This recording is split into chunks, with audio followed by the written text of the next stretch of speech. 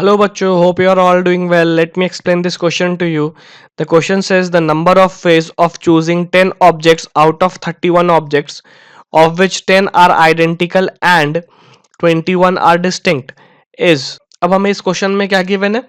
Question में given है कि 31 ऑब्जेक्ट्स है, उन 31 ऑब्जेक्ट्स में से अपने पास 10 ऑब्जेक्ट्स आइडेंटिकल है, ठीक है।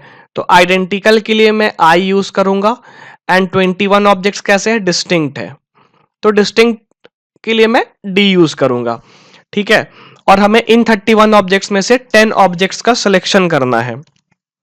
तो मैं वेज ऑफ सेलेक्टिंग देख लूंगा मैं कि किस तरीके से मैं सेलेक्ट कर सकता हूं। तो वेज ऑफ सेलेक्टिंग 10 ऑब्जेक्ट्स, ठीक है। तो वेज ऑफ सेलेक्टिंग 10 ऑब्जेक्ट्स, तो मैं डिफरेंट डिफरेंट केसेस देख लेता हूं। केसेस क्या हो जाएंगे कि हमारे पास 10 आइडेंटिकल हो, 0 डिस्टिंक्ट हो, 9 आइडेंटिकल हो, 1 डिस्टिंक्ट हो, 8 आइडेंटिकल हो, 2 डिस्टिंक्ट हो, ठीक है, 7 आइडेंटिकल हो, 3 डिस्टिंक्ट हो, एंड इस तरीके से 0 आइडेंटिकल हो और हमारे पास क्या हो, 10 डिस्टिंक्ट हो। तो आइडेंटिकल को सिलेक्ट करने का तरीका क्या होता है? 10 आइडेंटिकल को सिलेक्ट करने का तरीका 1 हो जाएगा और 0 डिस्टिंक्ट को आउट ऑफ 21, 21 सी 0। 9 आइडेंटिकल को सिलेक्ट करने का तरीका 1 हो जाएगा और 1 डिस्टिंक्ट को सिलेक्ट करने का तरीका 21 सी 1।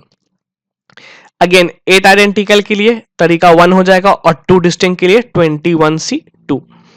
7 आइडेंटिकल के लिए 1 हो जाएगा और 3 डिफरेंट के लिए, डिस्टिंक्ट के लिए 21 सी 3। एंड सिमिलरली 0 आइडेंटिकल मतलब कुछ भी नहीं सेलेक्ट करने का तरीका क्या होगा, 1 होगा। एंड आउट ऑफ 21 10 डिस्टिंक्ट को सेलेक्ट करने का तरीका क्या हो जाएगा, 21 सी 10। तो बच्चों अब हम लोग क्या बोलते हैं कि let n be the number of ways of selecting 10 objects. Let n be the number of ways of selecting 10 objects. तो n क्या हो जाएगा, n will be sum of all the cases.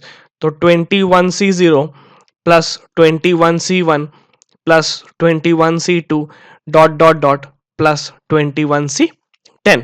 तो ये n का वैल्यू आ गया। अब हमें n का वैल्यू कैलकुलेट करना है। तो उसके लिए मैं कंसेप्ट एक्सप्लेन कर देता हूं। तो कंसेप्ट क्या है देख लेते हैं। तो सबसे पहला फर्स्ट कि nc1 plus nc2 plus nc3 ncn ये क्या होता है, 2 raise to the power n। और दूसरा क्या है कि ncr equals ncn minus r, ठीक है। तो ये दोनों कंसेप्ट को यूटिलाइज करते हुए हमें वैल्यू कैलकुलेट करना है। तो किस तरीके से करेंगे देखते हैं। तो n का वैल्यू क्या है, n का वैल्यू इज 21।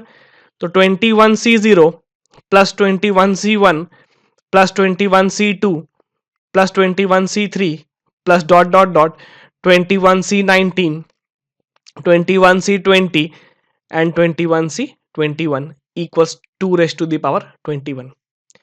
और मैं अगर सेकंड कॉन्सेप्ट देखता हूं तो वहां से हमारे पास क्या मिल जाएगा कि 21c0 will be equal to 21c21, 21c1 will be equal to 21c20, ठीक है, 21c2 will be equal to 21c19 and 21c10 will be equal to 21c11।